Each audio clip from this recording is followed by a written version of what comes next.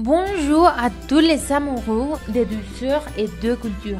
Je m'appelle Alejandra Rodriguez et c'est Douce Culture où nous parlons de l'origine et de la signification des aliments du monde entier. Le sujet d'aujourd'hui est le pain du mort. Savez-vous qu'au Mexique, il existe un pain particulier appelé pain du mort? Nous avons déjà découvert un peu ensemble l'origine du plus célèbre pain au sucre et à l'essence de fleurs d'orange dans ma précédente vidéo. Cependant, il existe de nombreuses variantes de ce pain dans les pays avec des saveurs différentes et même des garnitures curieuses. Mais dans cette vidéo, j'aimerais vous montrer 3 variantes incroyables et délicieuses qui sont profondément liées à notre culture mexicaine. Commençons une fois pour toutes notre délicieux voyage à Colonia Condesa, à Mexico. Notre première arrêt est Rosetta. Admirez cette belle transition avec sa décoration du jour des morts. Nous trouvons ici une variante fascinante du pain du mort. Regardez ceci, un pain noir de mort recouvert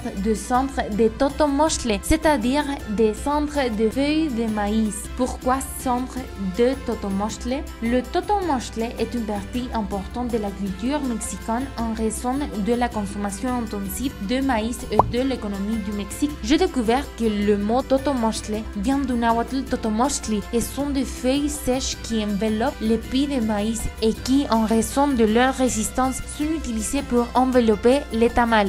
Également un aliment très important pour les Mexicains et même comme matériau pour la fabrication d'artisanat. En conclusion, le totomostle est une ressource précieuse pour le Mexique. Passons maintenant à notre prochaine destination, Cardin, où innovation et tradition se confondent. Nous avons ici un pain de mort rose au goût de goyave. Saviez-vous que la goyave est un fruit apprécié au Mexique depuis l'Antiquité? La goyave est un fruit riche en histoire et en saveurs. J'ai découvert qu'elle est originaire d'Amérique centrale et d'Amérique du Sud et le mot goyave vient d'un mot de la langue arawak, guayaba, qui signifie fruit. La goyave est cultivée depuis 2000 ans sur ce continent et les Aztèques l'appelaient sainte plombe. La fabrication de ce pain du mort est un véritable délice pour nos sens. C'est comme une explosion de saveurs qui vous fait sentir comme chez vous. Mais c'est pas tout. Jetez un œil à ça. Un autre pain du mort au Cardin, cette fois avec des pétales de souci ou de cempasúchil, la célèbre fleur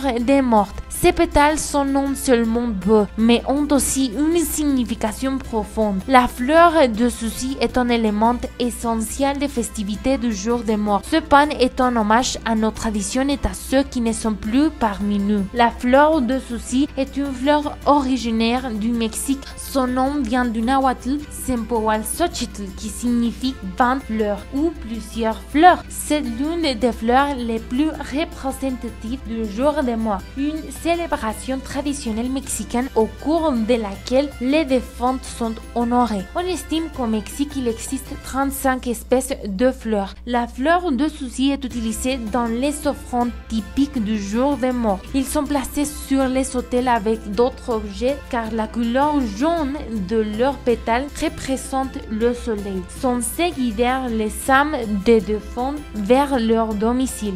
On pense également que le parfum de la fleur attire les esprits. En conclusion, la fleur de souci fait partie intégrante de la culture mexicaine. C'est un symbole de mort et de vie était utilisé dans les cérémonies religieuses et culturelles. Finalement, par surprise et par pur caprice, puisqu'il s'agit d'un nouveau type de dessert que je ne connaissais pas, nous sommes allés à la boulangerie Fugaz à Polanco, Mexico, et il propose des milliers de variétés de pain de mort, même avec du popcorn au caramel. Mais j'avais vraiment envie d'essayer ce pain de croissant mort que je voulais vraiment qu'il est fourré à la crème, cajeta ou dulce de leche, un dessert très traditionnel au Mexique et en Amérique latine. Celui-ci est très différent des autres, mais je le recommande à 100%.